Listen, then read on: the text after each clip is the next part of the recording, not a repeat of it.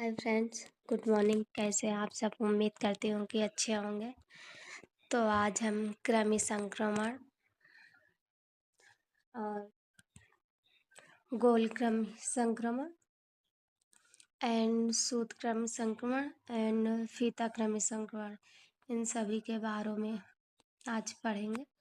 तो चलिए सबसे पहले कृमि संक्रमण के बारे में पढ़ते हैं। यह एक प्रकार का परजीवी है जो छोटी आंत में होता है। इसके अंडे मल के साथ निकलते हैं। यह एक प्रकार का संक्रमण है जिसका छोटी आंत में संक्रमण होता है। यह परजीवी है। इसके अंडे मल के साथ निकलते हैं। नमी, तापक्रम और आर्द्रता के अनुकूल स्थितियों में अंडे लार्वा बन जाते हैं। ये लार्वा मनुष्य के पैर की त्वचा में छेद करके नए रोग बनाते हैं।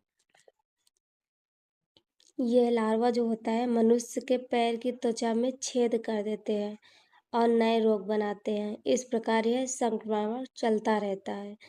ये कृमि संक्रमण इसको कहते हैं। हुक वर्म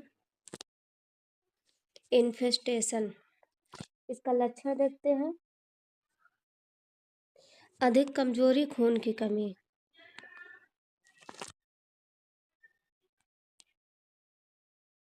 इसका देखभाल देखते हैं, केयर में क्या हो।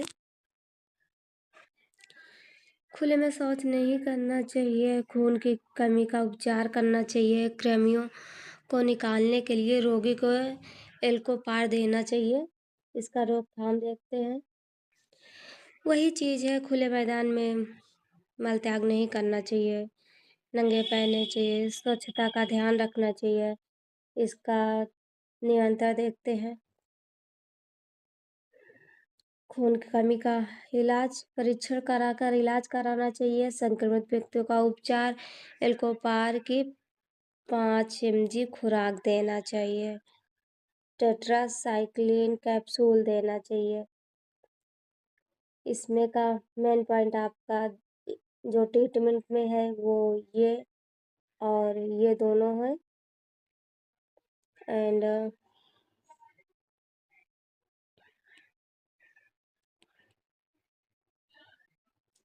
इसका एक मेन पॉइंट ये है कि परजीवी छोटी आंत में फैलते हैं, ये है।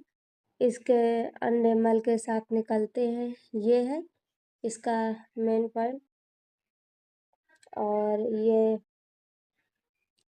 तापमान के, आर्द्रता के अनुकूल की स्थिति लार्वा बनकर जाते हैं, ये है। लार्वा मनुष्य के पैर में छेद कर देते हैं और नए रोग बनाते हैं, ये है। ये चीज़ इसमें ध्यान रखना है। तो आपका अंकुर कृमि संक्रामक ये टॉपिक समाप्त हो गया। इसमें इतना ही है। चलिए दूसरा शुरू करते हैं। गोल कृमि संक्रामण, राउंड वॉर्म इन्फिल्ट्रेशन, इसके बारे में पढ़ते हैं। आंतों में रहने वाले परजीवी दूषित पानी व भोज्य पदार्थ के द्वारा फैलते हैं। और इसका लक्षण, भूख नहीं लगना, कमजोरी आना, दस्त बार बार आना। उसका रोकथाम, पानी की स्वच्छता, व्यक्तिगत स्वच्छता, सब्जियों और फलों की अच्छी तरह धोना चाहिए। इसका कंट्रोल, इसके कंट्रोल में सैनिटरी लैट्रिन्स का उपयोग, आहार संबंधित स्वच्छता, मक्खियों पर नियंत्रण। तो इसमें मेन पॉइंट ये ध्यान रखना है कि गोल कृमि क्या है और कहाँ फैलता है। तो इसका आंतों में रहने वाला परजीवी संतुलित भोजन द्वारा फैलता है। इसमें तो मेन पॉइंट यही मुझे समझ आ रहा है। दूसरा ये है कंट्रोल वाले में सैनिटरी लैट्रिन का उपयोग। चलिए अब ये भी समाप्त हुआ, हम दूसरा टॉपिक शुरू करते हैं। गोल कृमि संक्रमण का एक ये है मेडिसिन, इसे भी याद रखना है। रोगी को पिपराजिन साइट्रेट के उपचार करना चाहिए। ये भी देखते हैं। तो ये आपका समाप्त हुआ। अब हम शुरू करते हैं सूत्रकृमि संक्रामण। अब हम इसको पढ़ते हैं। सूत्रकृमि संक्रामण ये छोटी आंत में रहने वाला छोटा परजीवी है। इसके जो परजीवी होते हैं वो छोटी आंत में रहते हैं। तो इसका मेन पॉइंट यही है सूत्रकृमि संक्रामण का। इसका जो परजीवी है वो छोटी आंत में रहता है, ये याद रखना है। इसका लक्षण देखते हैं। गुर्दा क्षेत्र के आसपास खुजली होना, मतलब किडनी के आसपास के क्षेत्र में खुजली होना। किडनी को ही हिंदी में गुर्दा कहते हैं। गुद्दा। रोकथाम व्यक्तिगत स्वच्छता, मलत्याग के बाद हाथ धोना, नाखून काटकर साफ सफाई करना। इसमें कोई ज़्यादा है नहीं, बस यही एक मेन पॉइंट था। छोटी आंत में परजीवी इसका रहता है। और इसका मेडिसिन देख लेते हैं क्या है। इसका केयर में देखते हैं। रोगी की पिप्राजिन साइटेट की गोलियां 7 दिन तक दी जाती है। इसमें का ये भी मेन एक पॉइंट है। और आवश्यकता होने पर 1 सप्ताह बाद वापस देना चाहिए, ये भी एक मेन पॉइंट है इसमें। और स्वास्थ्य शिक्षा का ध्यान रखना चाहिए। हाथों की साफ सफाई, पानी, आहार का स्वच्छता, ये तो सभी में बताते हैं। वैसे भी ये तो हमें रेगुलर भी हमेशा ध्यान देना चाहिए। दूसरा शुरू करते हैं टॉपिक फीताकृमि संक्रामक। हम इसके बारे में पढ़ते हैं। तो चलिए ये वाला टॉपिक शुरू करते हैं हम आज। तो इसका संक्रमण 2 प्रकार से फैलता है। सुअर के मांस द्वारा टीनिया, एक तो यह हो गया गौमांस द्वारा, दूसरा ये हो गया गौमांस द्वारा टीनिया सैंजिनेटा के कृमि। कई फीट लंबे फीता कृमि के अंडे संक्रमित व्यक्ति के मल से निष्कासित होते हैं। मल से दूषित घास को सुअर या गाय खा लेते हैं, तब ये अंडे उन जानवरों के मांसपेशियों में पहुंचकर सिस्ट बना देते हैं। काफ़ी मेन पॉइंट है इसका ये पूरा, इसको जरूर आप लोग ध्यान दीजिएगा।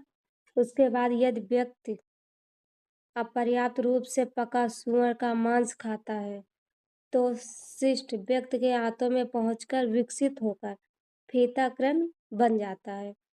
बहुत ही महत्वपूर्ण क्वेश्चन है ये, और हमें इसको जरूर याद रखना चाहिए।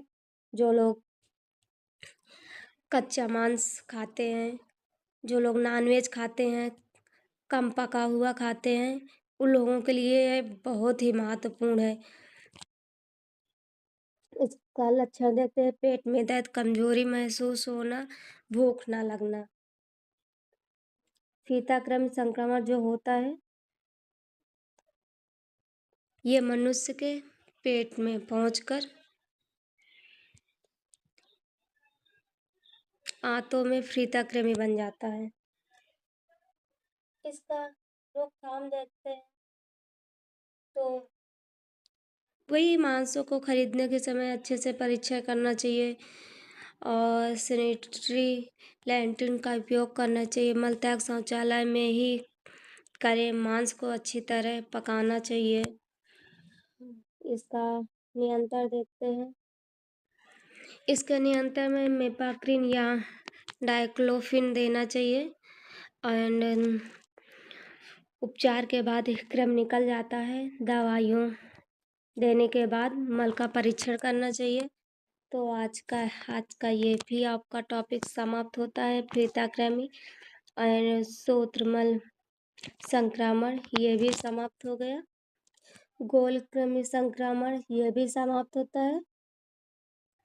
अंकुक्रम संक्रमण ये भी समाप्त होता है। आज हमने 4 टॉपिक के बारे में, 4 डिसीज के बारे में आपको बताया है। तो कल हम कोशिश करते हैं दूसरा 2 टॉपिक बताने के लिए। 2 डिसीज के बारे में हम कल बताएंगे। चलिए आज का टॉपिक समाप्त होता है। Thank you guys. अगर मेरा वीडियो अच्छा लगा हो तो प्लीज़ शेयर करिएगा, सब्सक्राइब करिएगा, बेल आइकन करिएगा ताकि मेरा नोटिफिकेशन सबसे पहले आपको मिल सके। Thank you guys.